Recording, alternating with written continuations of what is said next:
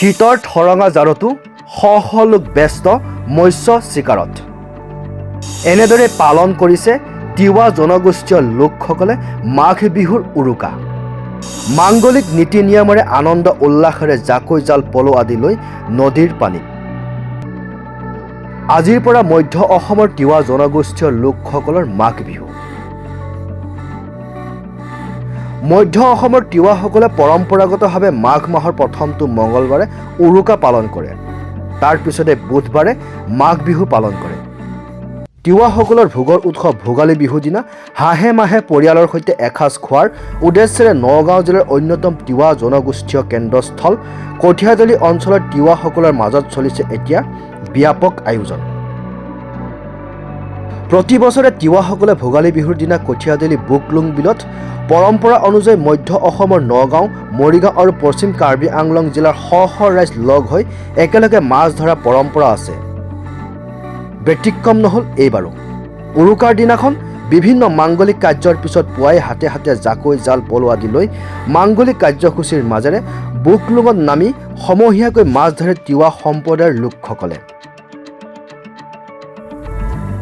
মতে আদিম যিহেতু মানে তাহানিৰ আমাৰ তিৱা ৰজা জোঙাল বৰফুৰ দিনৰ পৰাই যিহেতু তিৱাসকলৰ উৰুকাৰ দিনাখন এই বুকলুং বৰ বুকলুং বিলটো মানে উৰুকাৰ দিনাখন মাৰা উৎসৱটো আছে।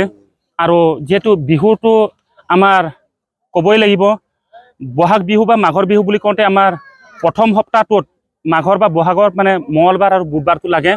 গতিকে আজি বিশেষকৈ আজি আমাৰ মাঘৰ মানে প্ৰথম সপ্তাহৰ মানে বুধবাৰ অহাকালি পৰিছে, অহাকালি বিহু হ'ব, আজি উৰুকা। সেই উপলক্ষে আজি বিভিন্ন জাতি জনগোষ্ঠী একেলগে সমিল মিলে ভাষা ধৰ্ম নিৰ্বিশেষে আমাৰ বিলত আজি মাছ ধৰা হ'ব। আৰু মাছ ধৰাত কোনো বাধা নেওচি নাই। আমাৰ যিটো পৰম্পৰা আছে, ইয়াত আহি আমাৰ বুকলুং দেৱতাক মানে জলদেৱতাক আমাৰ পূজা অৰ্চনা কৰা হ'ব। বছৰৰ কাৰণে বিল যাতে মানে দায় দুখ নধৰে তাৰ কাৰণে প্ৰাৰ্থনা কৰা হ'ব। আৰু বিশেষকৈ উৰুকাৰ দিনা আমাৰ বিহুটো ইয়াত একেলগে পালন কৰা হয়। তাৰমানে কি, ইয়াত আমাৰ কঠালগুৰিতে মানে কাৰ্বিসকল আছে, কাৰ্বি জনজাতি আৰু তিৱা জনজাতি এই পৰম্পৰাটো মানে জীৱিত ৰাখিছে আজিৰ তাৰিখলৈকে।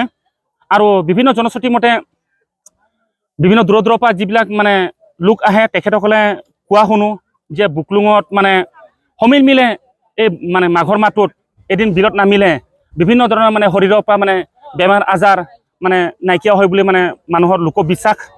আৰু দ্বিতীয় কথা হৈছে কি, বুকলুঙৰ মাছটো অতিকৈ সোৱাদ। সেই গতিকে মানে কিছুমান মানে মানুহে কয় যে ইয়াৰ পৰা সৰু এটা মাছ যদি পোৱা যায়, সেইটো ঘৰৰ পৰিয়ালে গোটেই সমিল মিলে এটা এসাঁজ মানে আনন্দ মনে খাব পাৰি বুলি আশা কৰে।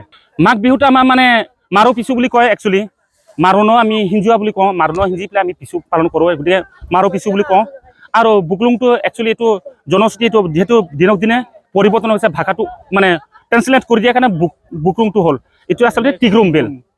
টিগ্ৰুমৰ অৰ্থটো হৈছে কি, বানপানী আহোঁতে ইয়াত পানী গোল মাৰে, গোল মাৰোঁতে মানে পানী টিকলুং আছিলে, টিকলুঙৰ পৰা মানে টিগ্ৰুম হ'ল, টিগ্ৰুমৰ পৰা এতিয়া বুকলুং হ'ল। প্ৰত্যেক মাঘৰ মাহৰ প্ৰতি বছৰে আমাৰ মানে মঙলে বুধে, প্ৰথম যিটো মাঘ মাহৰ মঙলে বুধে আমাৰ পৰম্পৰাকৈ আমাৰ যিহেতু বিহু পাতে, আমি তিৱা পিছু বুলি কওঁ কথাটো। তাকে এতিয়া মানে কি এইবাৰ হ'ল মানে কি মঙলবাৰে আমাৰ যিহেতু আমাৰ পলমাৰা বিহু মানে উৰুকা দিনাখন আমাৰ মৎস্য চিকাৰ কৰে।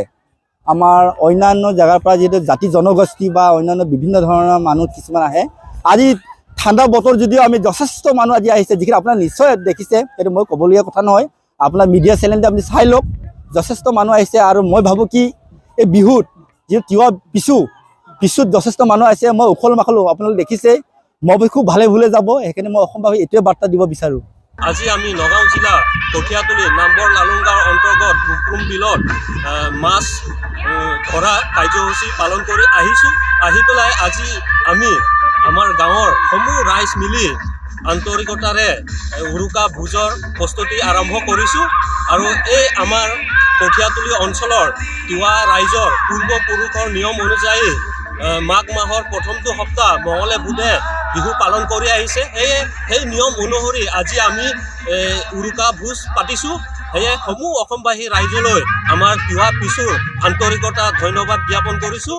সেয়ে সকলো অসমবাসী ৰাইজৰ মংগল কামনা কৰিছোঁ। সকলোৰে সুখ শান্তি সমৃদ্ধি বৃদ্ধি হওক। এয়ে শেষত মই সকলো অসমৰ ৰাইজক নমস্কাৰ কৰিছোঁ।